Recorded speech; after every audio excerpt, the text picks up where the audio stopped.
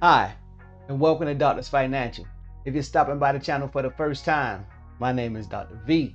In this video, we're going to be going over two short clips from the 2021 Berkshire Hathaway annual meeting featuring two giants in the game, Mr. Warren Buffett and Mr. Charlie Munger. These are two of the best stock investors that ever did it. We really look to them for a lot of insight. A lot of the quotes that Mr. Buffett has used over the years, we use in our investing, we use in our strategies.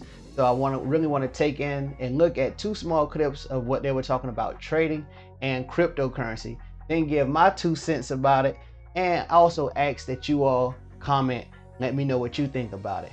Before I get into it, hit that like button for me, subscribe to the channel, considering comment down below about your thoughts, but also share with others.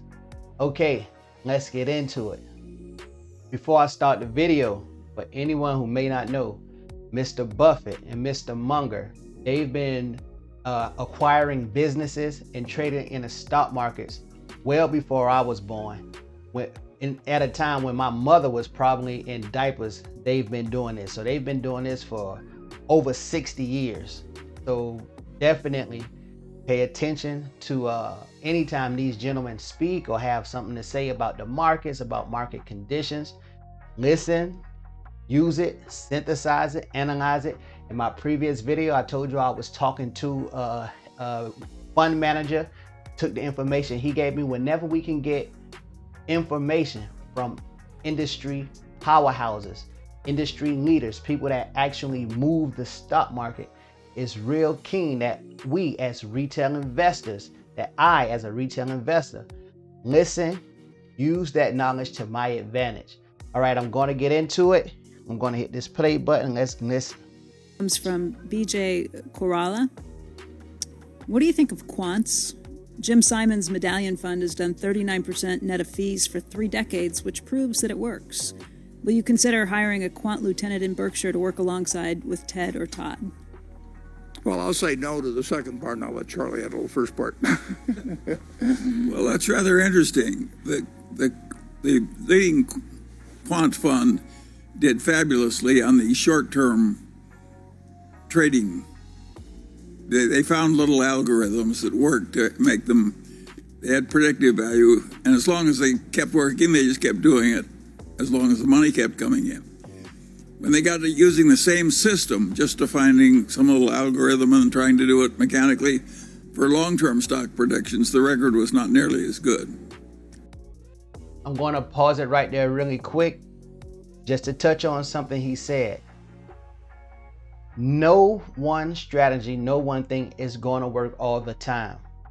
As investors, we have to be fluid and understand that, and understand we're not going to win in every investment.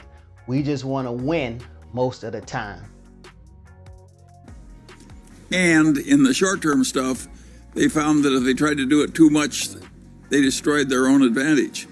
So there was a limit on the amount they could make. But they were very, very smart. Yes, they got very rich. Very, very smart. And, very smart and very rich, yeah. And very high grade, by the way. Yeah. Jim Simons. But we're not trying to make money trading stocks. I mean, no. The answer, we don't think we know how to do it. I mean, it isn't. If we knew how to make a lot more money trading stocks, we'd probably be trading stocks too. But we don't know how to do it, and we really don't trust anybody else to do it for us. For you all who didn't know or didn't really catch that, Warren Buffett isn't a trader. He doesn't trade stocks. He just said it, and he doesn't make his money that way. He acquires businesses and he buys stocks and hold them in great companies for the long term. Does he make mistakes? Yes, he'll admit that. But over the long run, he's dominated the market. I believe right now they have over 600 billion a market cap for Berkshire Hathaway. So they are on their way to a $1 trillion market cap. That's simple.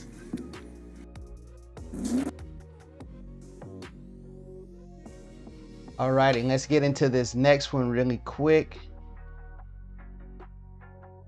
All is valued at $2 trillion.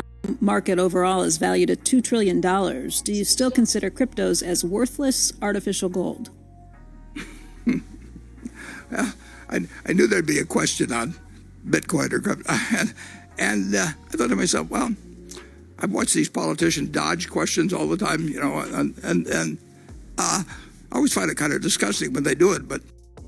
Me too, Mr. Buffett. Me and my wife often joke when we were listening to politicians, they never answer the question.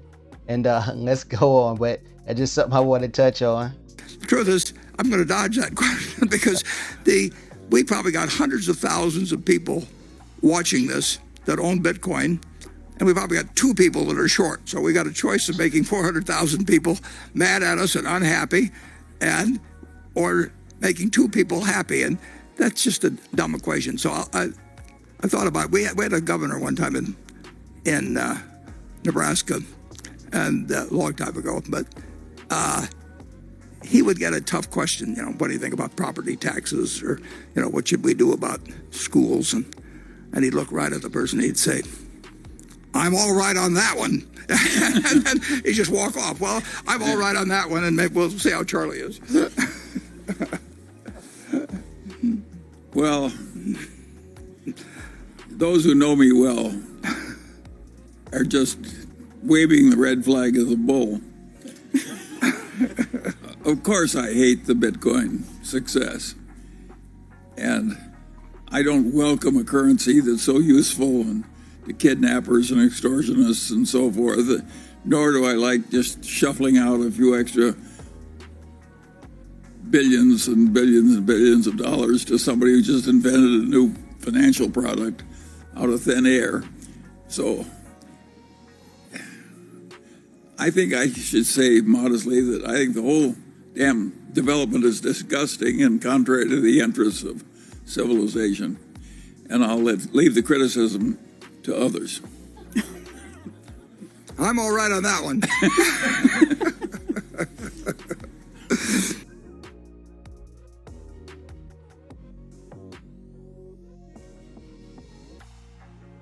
Okay, so we got the words on short-term trading and what they think, and also on cryptocurrency and Bitcoin and what they think.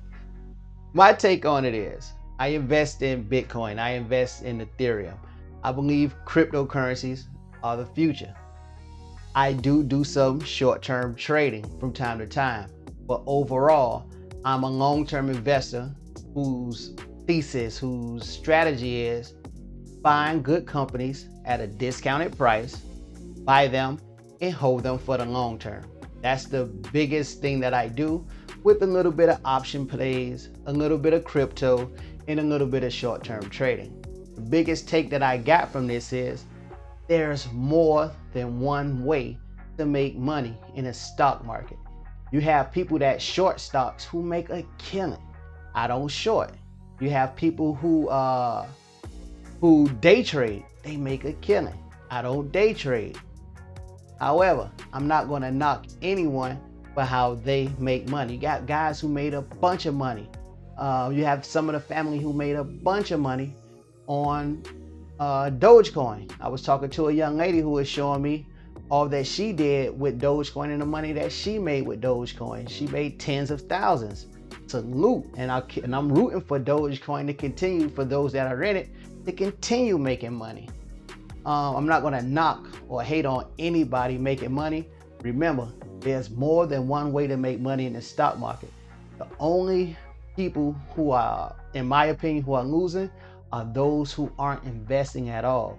And if you're investing in real estate, great. I know people that made a bunch of money investing in real estate. I know people that started businesses and bought franchises, made a bunch of money doing that. My whole takeaway is do something with the money that you earn and put your money to work for you. That's the biggest takeaway I want you guys to get from me. Putting your money to work for you. We work hard for our money. It's really important that our money is working even harder for us so that we can live the lives that we want and have the time to do some of the things that we want, especially once we get into retirement. Now, I hope you guys really understood what both of these guys were saying. I really would like for you all, if you have the time, go into some of the other videos. I believe it was a whole 5-hour video, but go into some of the other little snippets of hearing them talk. They got into climate change, they got into big tech, they got into Chinese companies. I mean, they talked about a whole bunch of things. Get into it, really get their ideas of what the market is going to be doing in the near term and the long term, and that just will help give you better insight and help to make you a better investor. These are all some of the things we need to do on this investment journey to just suck up the game, suck up game, suck up knowledge, get some of that knowledge. A lot of times in my prayers, you hear me pray for wisdom and knowledge, but this is one of the ways God has given us the opportunity right here on a computer to just sit down and get a lot of the knowledge from elders, from those who have been doing this much longer and at a much higher capacity than what we are and what I am. Alrighty. Okay, family, that's what I have for you. When it comes to Bitcoin and some of the things that Mr. Munger said, is it a generational thing? I know this Treasury Secretary, Janet Yellen, she doesn't like Bitcoin either. And she's one of our elders also. Is it because people from the baby boomer generation just don't really get it, and they just, because they don't get it, they hate on Bitcoin? Is it that younger generations such as myself, and definitely those younger than me, the millennials and those under the millennials, that this is just something that they see, that they have grown up with, so they understand it a little better, and they see it as a great way to generate wealth? Comment down below. Let me know what you guys think about Bitcoin and how some really despise it, and then some really think it's a great way to build wealth and a great way and a great investment, and all the other cryptocurrencies also. Alrighty, I'm going to be ending this video with a prayer. Before I do, kindly smash that like button for me, subscribe to the channel, comment down below, most of all, share with others. I look forward to tomorrow where we can begin trading again. Tomorrow is Monday. We can begin trading. Right now, all of the futures are green, so we should have a nice day on tomorrow and going forward. I really look for the bull run to continue. Okay, let me get into the prayer. Gracious Heavenly Father, thank you so much for all you have done. Bless us in this upcoming week, Lord God. Bless us and help us to do well with our investments. Give us the wisdom and knowledge necessary to be good researchers, Lord God, and to also be great investors. Heavenly Father, thank you, and let us be good stewards with all that you bless us with. Bless our families for generations to come with financial freedom and financial independence. May our cups runneth over. In Jesus' name I pray. Amen. Family, be blessed.